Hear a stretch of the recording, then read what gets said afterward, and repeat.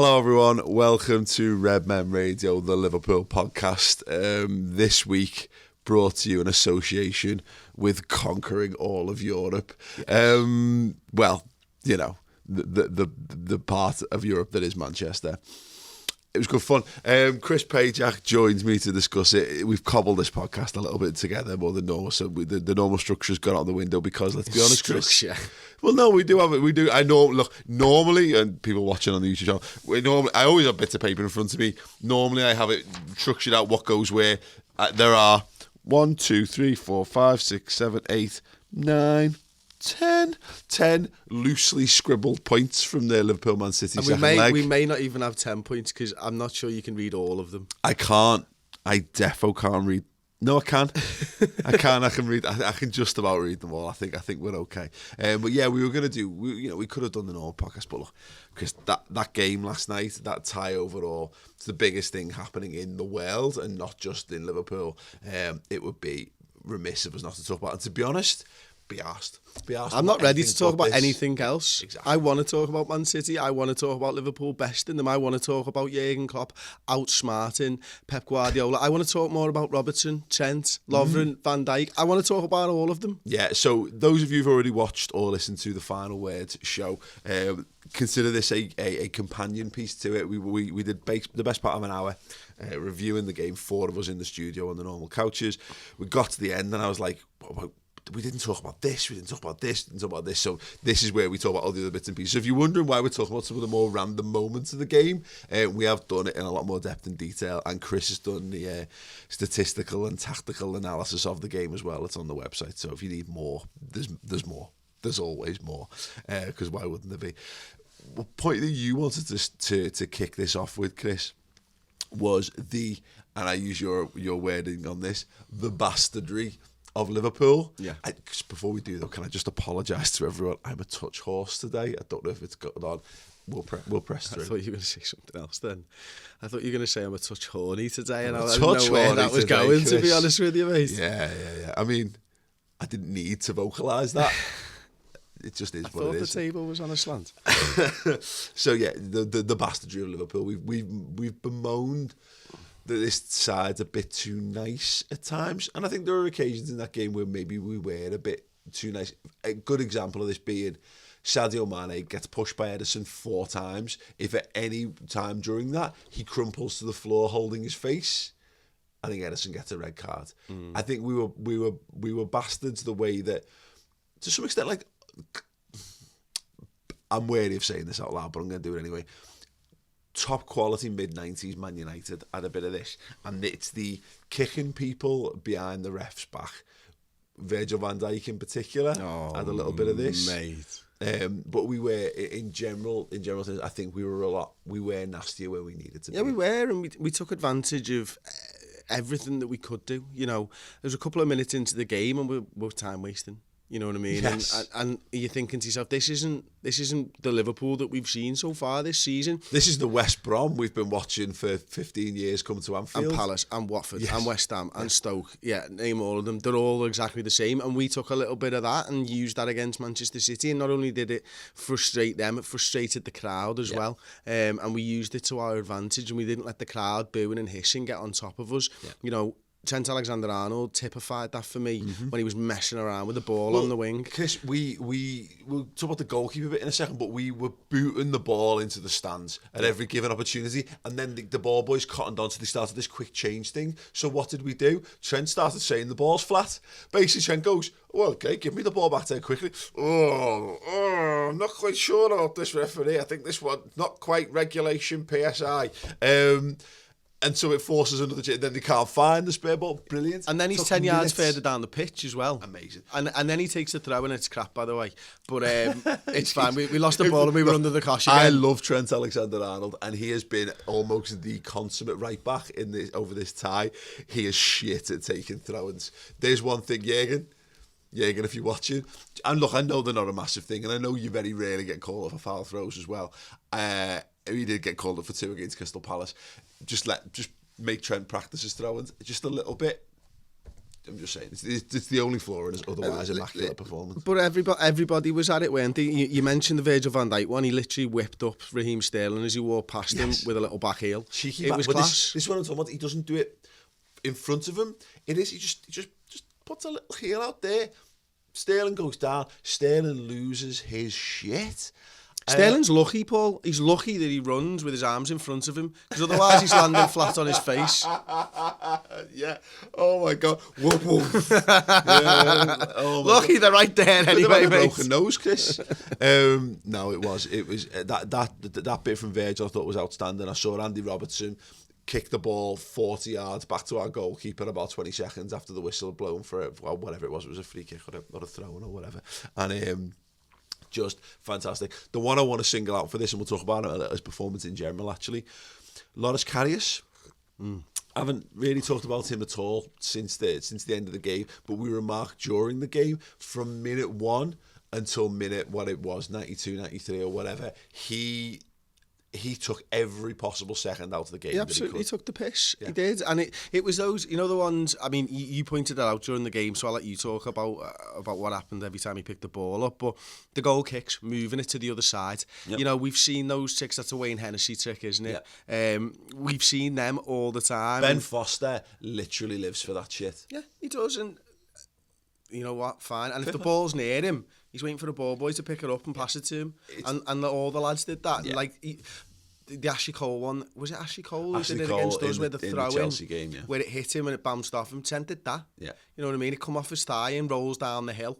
And then he stood there waiting for a ball to be passed to him, because the ball boys are dead quick when Manchester City there. So you can understand that he'd want the ball thrown past to him as well. Like. No, I completely agree on that. And we took so much time out of that football match in the first half. And here's the thing, and I think it's actually almost the story of this game, and it's why there's mass hypocrisy in football, because I'm here today. I've dragged myself on minimal sleep and no voice into the office because I love it.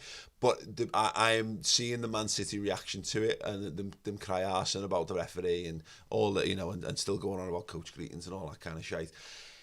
If the roles were reversed in a lot of the things in this game, I would probably be raging too, because I've raged on goalkeepers doing the stuff that Loris Karius was doing, by the way. Time and time again, because you're dead right, I've seen so many teams rock up to Anfield and they're just playing to not get battered or playing for a draw or whatever, and I've seen them, goalkeepers, take every possible moment, just take the time over goal kicks, move it, stop it, tap your feet together, go and check your posts. Do you think Man City were expecting it? No, I genuinely, and because, and to be fair, Jurgen's a little bit like this to some extent, but I think managers who have like the lofty ambitions for how the game should be played or whatever, still confounded when people do this. And like I say, I think Jurgen's felt it.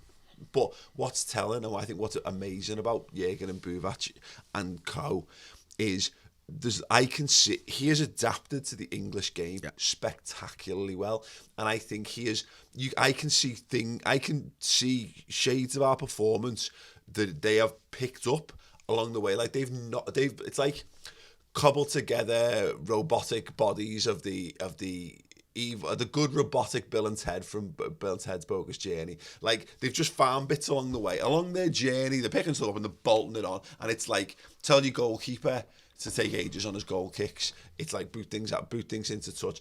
Do all this stuff. When quick counter attacks, picked that up from Leicester along the way, picked this up from this and that. And that's why I love it, because we can't unfortunately we can't do what City do, really, in the same way.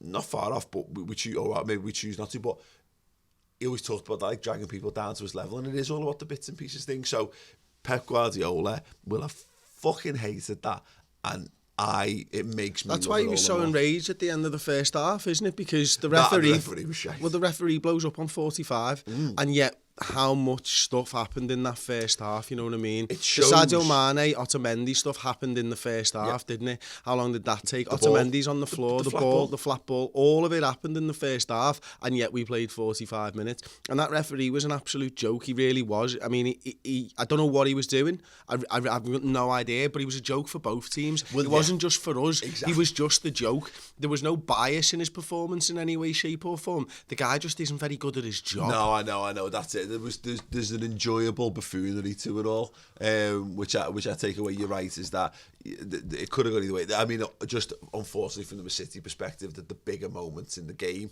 didn't go their way because of him, understandably. And I think, look, again, we didn't talk about it on the final word at all, but the Pep Guardiola stuff, him getting sent off, dickhead. Absolute dickhead. You know, I just think he's lost his head in this tie. You know, we talked a little bit. I was a bit critical of his tactical and team selection because I think he went too big too soon. But I think it all fed into it. I think their entire game plan was built around getting the job done in the first 45 minutes. And when it didn't go his way in the first 45 minutes, he lost his head. And I can understand why he did. No, absolutely. But he's the manager of Manchester City in the Champions League quarterfinals. So me on the street sitting here talking to you about it, who can understand? That's not what you want. Do you know what I mean? You want an elite manager to be able to take to look around, realise where he is and realise that he's got to adapt and change. And he wasn't able to do that. He let the emotions get the better of him. And he let the emotions get the better of him, Paul, because Klopp keeps getting the better of him. Yeah, exactly. And that's why he was so fucking annoyed. Absolutely. And you could see it just in City's mentality. This last week, their heads have gone big time. And it's them all, you know, they're all going hand in hand from the crowd to the players to the manager. You're right, you can't afford to do that. What I love, and again, it's easy because history is written by the victors. Jurgen Klopp talking post-match, and he said, like, look, going a goal down so early, he basically, as I said, look, it's not cool, it's not what you want, it's not what you plan for, but it's fine, because it happens in football. You don't go to pieces when that happens. You've got to go. You just got to go, that's the situation I'm in now. There's no point lamenting it. You can't do anything about it. Exactly. It goes in. Exactly. You've taken a kick-off. And the difference between sides often is how they react to the failures. Sometimes it's, you know, you might get a week to prepare between failures, but the truly great sides can adapt within the match. The truly great players, and I think we've built a squad with a fantastically strong mentality. I think about players that Liverpool have had in the past who haven't had that. I don't think. And I've been a bit mean to Simon Mignolet over the years. I think, look, I like Mignolet. I think he's fine, and I think he'll go on to he'll have a long career, and he'll be fine, won't he? But I think Karius has got a bit more of the Pepe Reina's about him in that regard. I think he's arrogant enough to not be arsed. Like, I don't think he bothered him. Short-term memory loss. Well, exactly. I think that's what you need as a goalkeeper. Selective memory. Yeah, you just I made a mistake. I forget it. And that's what you want. I played for some horrendous football teams in my day where we used to concede goals in double figures because it was just I can't even put it into words. It's just horrendously bad. I am terrible at remembering football scores. Maybe that's a defence mechanism, but part of it, because there was no use to me. Knowing the score as a goalkeeper is a useless fact because it shouldn't impact your performance, other than whether you're looking to time waste or whether you're not looking to time waste. And that's when you look at, like, the genuinely elite players have the ability to go, oh well, fuck, never mind. What's the focus? And particularly for this game, the focus remained the same whether we were 1 goal down, whether we were 2 goals down, to be honest, whether we were 3 goals down, because the crux of that game was always going to lie in our ability to stick one in the back of their net. I think it would have been mental, and I'm glad. It felt like our game plan after half an hour was simply to cling on for 90 minutes, which worried me tremendously. But you know, we knew what the game plan was. Just going back to, you mentioned the mentality of this side and how strong you think it is, and I think about the ups and downs of Liverpool's season, you know, and the losses along the way in Phil Coutinho and obviously bringing Virgil van Dijk, and I'm trying to kind of compare it to Manchester City, and they had about 10 months, even going back to the last season, where the losses that they took never meant anything. Yeah. You know what I mean? They had one a few weeks ago in the FA Cup, which did mean something in fairness, but they had about 10 months where they were incredible, and I wonder whether this side got a little bit overconfident, and they've not had to bounce back in the same way because they've not had those debilitating losses like Liverpool have had, and we've come back from it stronger. And what you've seen now in this last week is they haven't been able to come back from the loss. 3 losses on the bounce for that team and that squad and that manager and that side isn't good enough. But I wonder whether if they'd had a few more tougher games that they have to sort of fight through, or a big loss to it like a Tottenham, or like, you know, the way City beat us, does that squad learn from it? Does it get better because of it? Have they had it too easy for too long? They've been the victims of their own success to some Exactly. extent, because you're right, as they just stormed this league. It makes you wonder, and I think let's take that point as true for the sake of the conversation. I think it harps back to that game between us and them at the Etihad, and I think them so categorically smashing us off the park was a big turning point in terms of the confidence. I think they will have looked at us as one of their biggest, if not their biggest rivals this season. And to win it so comprehensively, I think they lost a bit of the context. They will have, because it's not their job to see the context of that game. Like we're talking about elite mentality, it's not their job to think, well, if Man United stayed on the pitch, we might have lost that. That's not how you think. That's not a winning mentality to think that way, is it? So I think they have. I think they've. You're right. I totally agree. I can think about it in other sports. I think about, for my opinion, the greatest tennis player of all time, Roger Federer, the absolute battles that he's been in down the years. Nadal's one of the best ever. The battles that they've been in, and that's what makes them great, is to be able to come through these 5-set matches and go down by 2-0 and come back and win these games. Yeah. Manchester City haven't had that. They've gone a goal up, they've gone 2 goals up, they've gone 3 goals up, they've gone 4 goals up, and they've won. Yeah, and that is because no one's had the bollocks to take it to them, and the teams that have taken it to them this season have gotten something out of it. And it's mad how, just to spin it back to last weekend, and we talked a lot about Jose Mourinho has basically set up blueprints for how to ruin Liverpool's season for a number of years. Like, that the whole park the bus kind of thing, like, always seems to come at a time where Liverpool have got a really great way of playing, and he comes along and goes, yeah, no, this is how you stop them, everyone. Don't be buying into this bollocks. Here's how you stop Liverpool. Fuck off, Jose. But he went to the Etihad, and for the first time he took our blueprints and went, well, this isn't working, right? I'm just going to try and go for it. And if the team that everyone's been maligning, and unfairly so, because Man United have got some tremendous attacking talent in that team, but if the team that everyone's been saying can't play attacking football and plays really boring football can pour it on against that, then it just opened the floodgates, didn't it? And I said I couldn't see City losing 3 games in a week. Now you can see 4. Yeah, absolutely, and have we even lost back-to-back games under Jurgen Klopp? We certainly haven't lost three back-to-back. I'm not sure that we have. But please, if we have, feel free. I think the stat engage is caps lock and basically just finger shout at me with the example where I'm wrong. That's basically what YouTube comments is for. I've got a feeling, I've heard this one before, and he hasn't lost back-to-back Premier League games, is Klopp's one. Now, I can't remember the losses, so I'm assuming the fact that I remember with the words Premier League, it means he might have in different competitions. Okay. But sure. I shouldn't have said nothing, because now you're all going to correct me instead. So engage caps lock and yeah, do the puppet thing. Do the puppet thing. Do the YouTube puppet dance. Yeah, I loved it so much, and what was great about it is that, like, the Pep thing obviously had no impact on us, and it was just a nice little spark. Oh, Pep, have you message come through? Pep Guardiola's been sent off. Has he? Yeah, what for? Amazing, absolutely losing his shit. Sounds. He did, and you know what's mad? I want to talk about Raheem Sterling. We've been saying, look, since he left the club, I'm going to put this out there once again. I think Raheem Sterling's a tremendous footballer. Yeah, I think he's great. And as much as I've got no great love for England, I would really like him to turn up in the World Cup. I'd like him to be England's best player, because I think, look, England could do. I like the fact that everyone hates Gareth Southgate, and even the most vocal of England biffs isn't bought into it. I feel like becoming a bit like, you know me, I don't like cool things. I like things when everyone says something's uncool. That's when I start to like it. So I wouldn't mind him turning on at the World Cup. But we've been saying he's due a performance. I think he put that performance in. I thought he was brilliant last night. I think it was in every sort of facet of his game.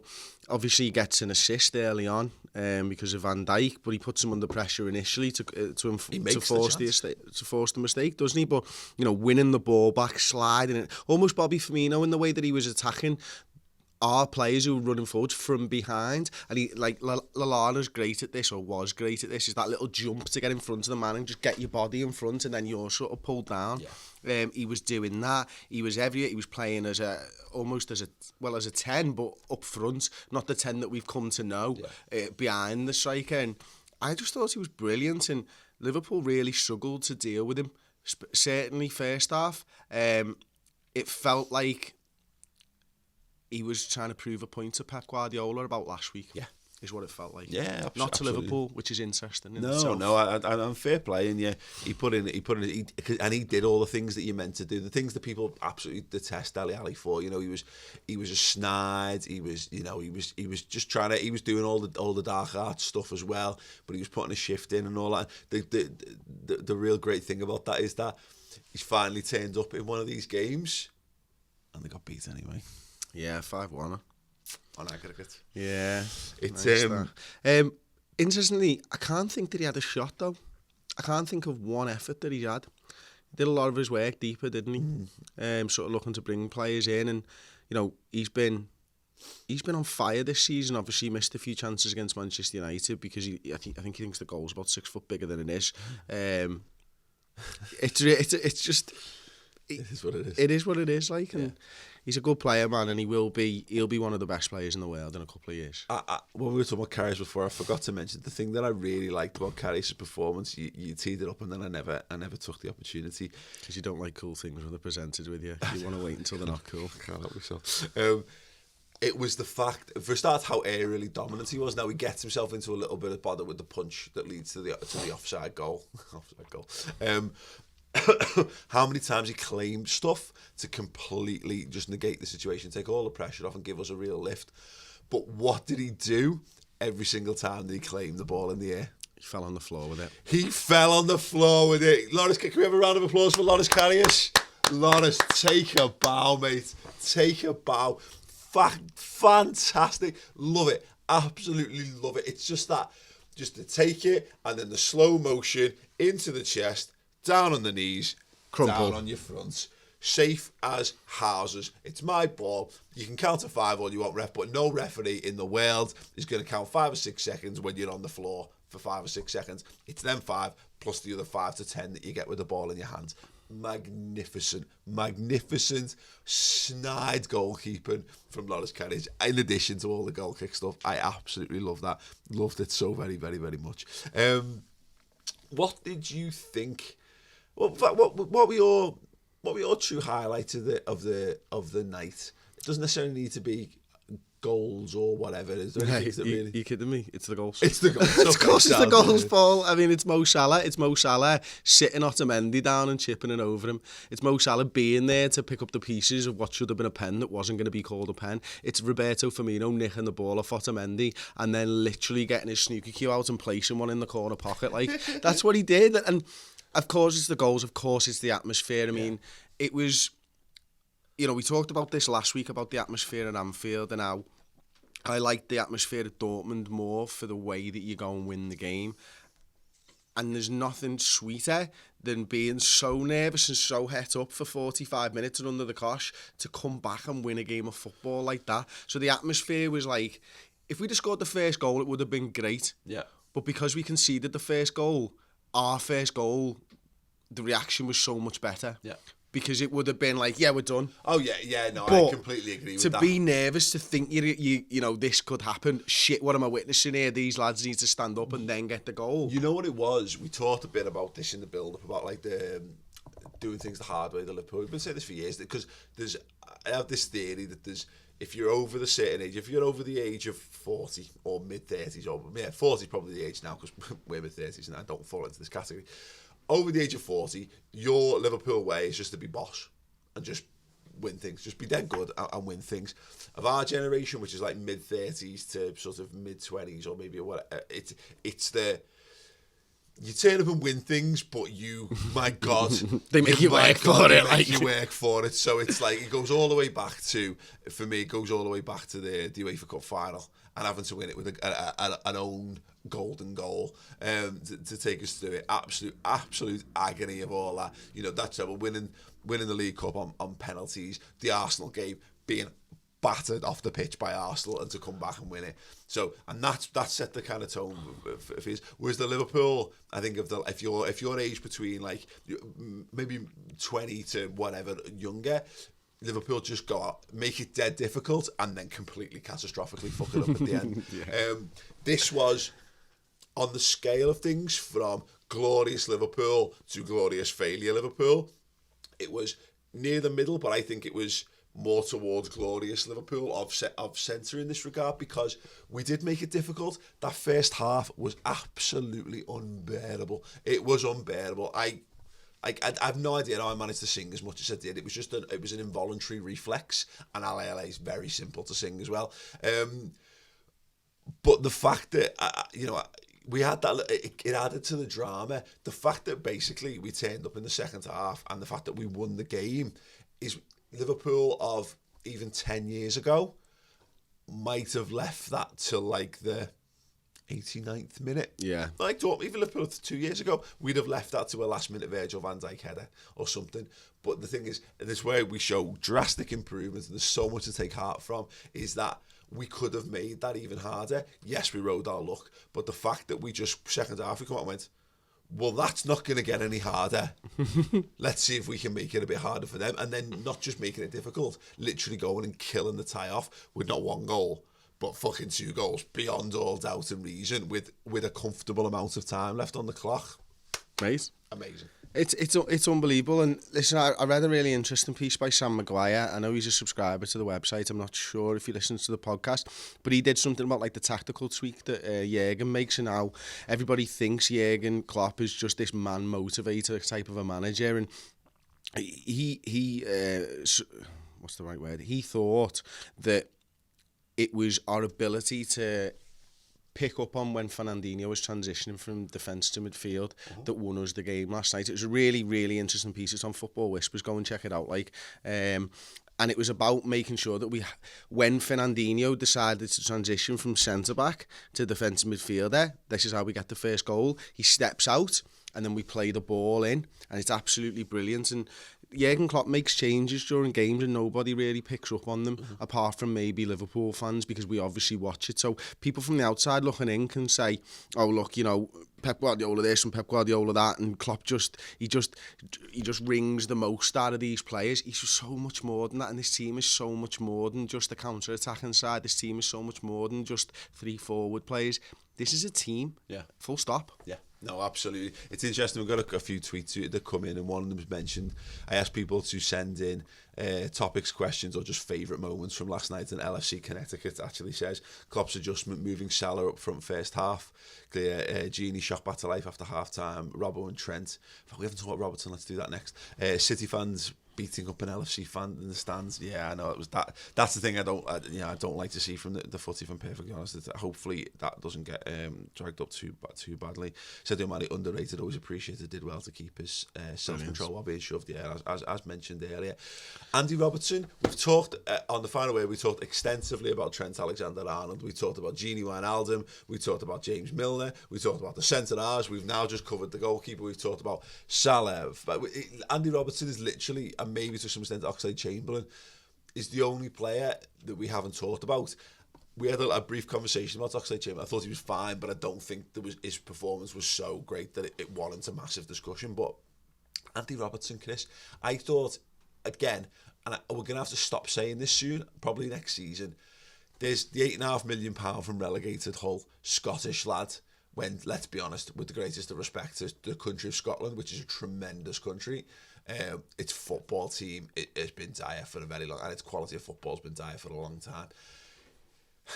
There were moments in that game, in a massive crunch Champions League game, and I think it'll be underwritten a touch outside of Liverpool because it's the all Premier League clash.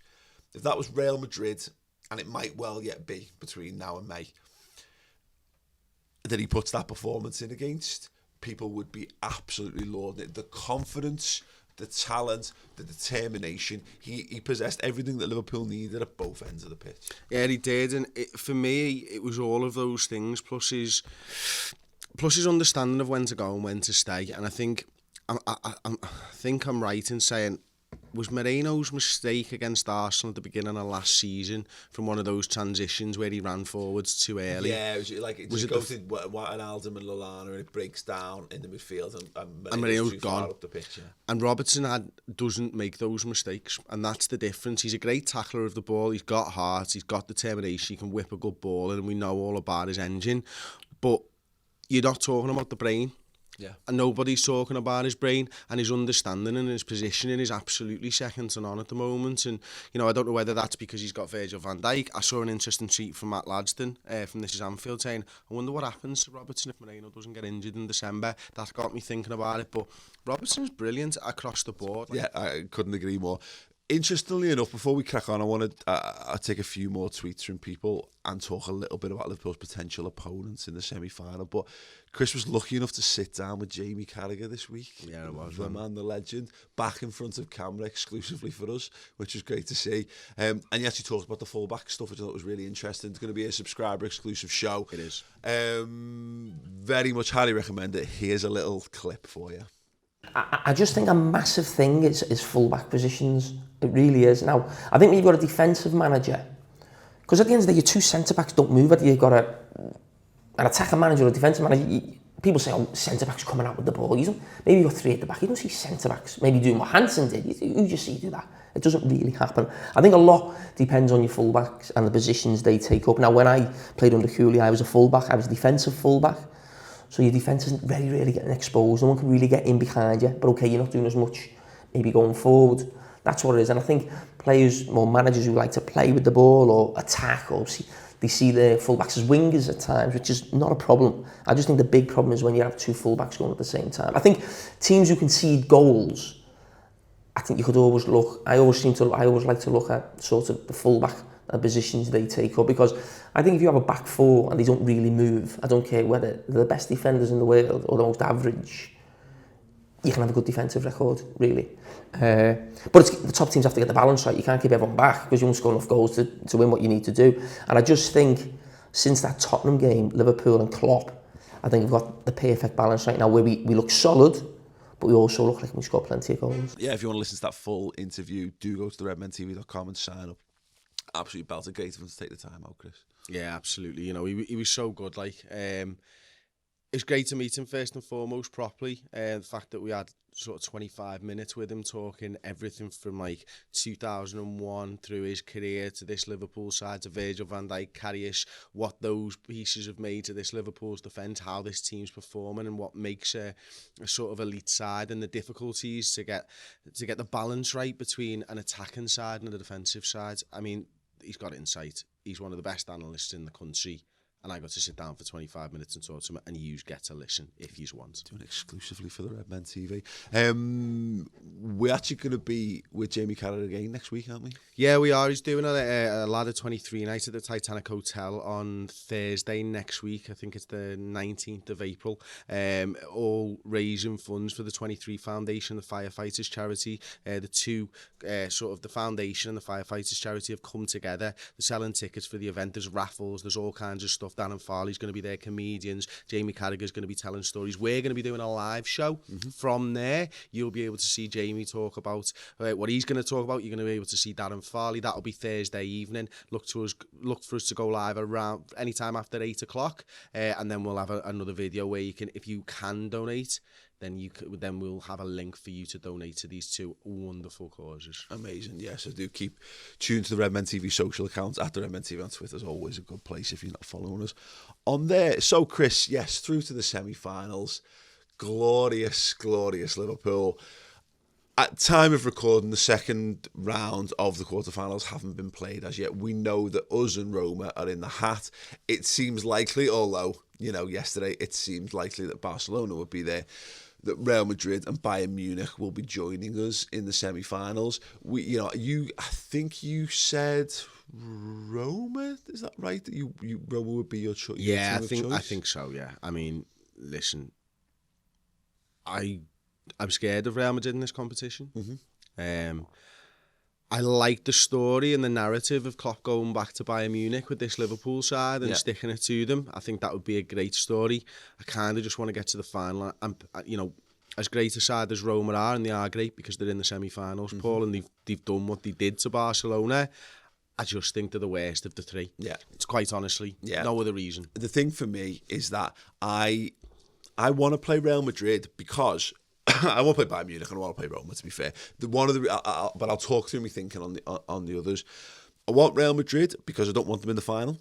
because I just think, particularly a side that's won a couple on the bounce. Now, the odds of them winning another one are significantly reduced, of course, because that never happens, never. So there's that, but it's all the people who are mainly fans of other clubs whose immediate reaction to us knocking City out was, yeah, well, insert by Real Madrid playing names, Ronaldo, Bale, and Marcelo, and Cruz, and Modric and Isco will absolutely snot use everywhere. Ha ha ha ha ha. And it's like, will they though? Maybe they will. Maybe Real Madrid will absolutely knock us senseless if we do get them at any point in the remaining competition.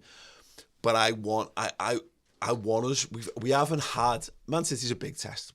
Let's be clear on this. And I think Man City have the ability to beat Real Madrid. I think they're thereabouts. All the teams are thereabouts. But because they're that massive scalp, and because it's that big test, and because we've got that story of them just being miles better than us when we played them under Brendan Rodgers, I'm excited if we were to get Real Madrid, because I would love nothing more than to wipe the fucking smirk off Cristiano Ronaldo's face in front of millions of people watching around the world. That goes for other teams, but I think it's the most true of Real Madrid. Absolutely. I mean, we've had to put up with that smirk for many, many years now, and we've had to look at it closer in the past when he was at Manchester United than he is now. But for me, and listen, Ronaldo is one of the top 2 players in the world, and has been one of the top 2 players in the world for the last 10 years or whatever. Feels to me there is a change in the guard. It feels to me like Mo Salah's catching up there, and it feels to me like Mo Salah would like to wipe the smile off Ronaldo's face more than me. Yeah. And that says something. And you know what I like, and I don't know how the voting of it works, to be honest, and people watching might be able to set me straight on this, but could Mo Salah win the Ballon d'Or? Yeah, he could. Of course he could. That's one of the reasons. Messi's out of the competition. I think he already should. Okay. You can look at the goals if you want to just look at goals. And Ronaldo's got 40 at time of recording, and Salah's got 39. But Salah's doing this in a Liverpool side that are currently third, probably on to finish 4th in the Premier League, who are probably overachieving in the Champions League. Yeah. Ronaldo's done it at Real Madrid with everything that they've got, with a team that's completely been built around him for the last, 8, 9 years, however long he's been there. This is Salah's first season. Yeah. This isn't a team that's been... it might be built around him now. Yeah. But that wasn't the plan. Yeah. Mo Salah wasn't brought in as the most expensive player in the world to build a side around for the next decade. Yeah. Mo Salah's done more this season than Cristiano Ronaldo has. Yeah, I think it's interesting. His side. I think Ronaldo is, look, he had a terrible start to the season. I think he's kicked on massively. Obviously, his goal return in the second half of the season is absolutely unreal. And what a player! And that goal, the overhead kick through the week, is just out of this world. That's that is as good a goal as anyone can score in football, in the history of football. But you're right. I think there's something to that, and maybe we would come unstuck, and maybe there is a part of me that just thinks if it's an easier route to the final, then a Roma. But if you're only going to face Real Madrid in the final anyway, you're going to have to beat them, and then you've got the decision of, is it easier to beat them over 2 legs or 1 leg? Blah blah blah blah blah. If you want to win the Champions League, you've got to beat the best. And for me, there's that thing of, there's so much, it's just so tasty that if we got Real Madrid in the semi-finals and we could get past Real Madrid, I mean, I don't think we should fear anyone now because we got past Man City.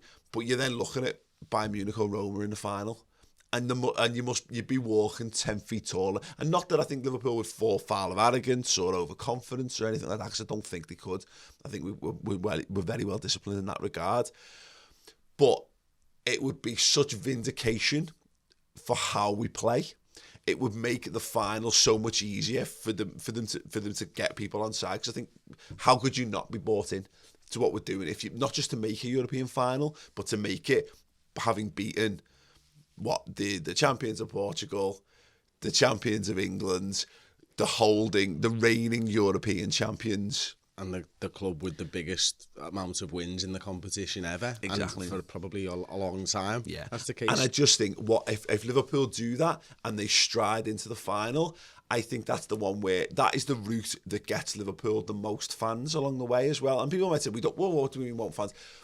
Liverpool should be at the pinnacle of European football, and there's a knock-on effect. And whether you like it or not, I like it because I think I want Liverpool to be the biggest club on earth. And the only way we're ever going to be able to compete with Man United and Real Madrid, etc., even though not Real Madrid because they're bankrolled by country, is to be the biggest and the best. You know what I mean? And to drive up those revenues, and revenues are driven by success and silverware and all that kind of stuff that follows it. I think if you knock Real Madrid out in the semi-finals, you are the people's club of choice, effectively going into the final. If you come up against Bayern Munich, the world is on our side going into that game because you've got the fact that Klopp lost to them in the final under Dortmund. We're the sweethearts of the competition because Bayern Munich are expected to do it because Bayern Munich piss their league every season. I think we go into it and I just love this crest of a wave idea of doing it. That being said, I will take absolutely fucking anything because I'm so pleased to be there. But Bayern Munich, talk me through, spin me a yarn, Chris. We get Bayern Munich in the draw on Friday in the semi-finals. What do you feel? I feel like we smash them.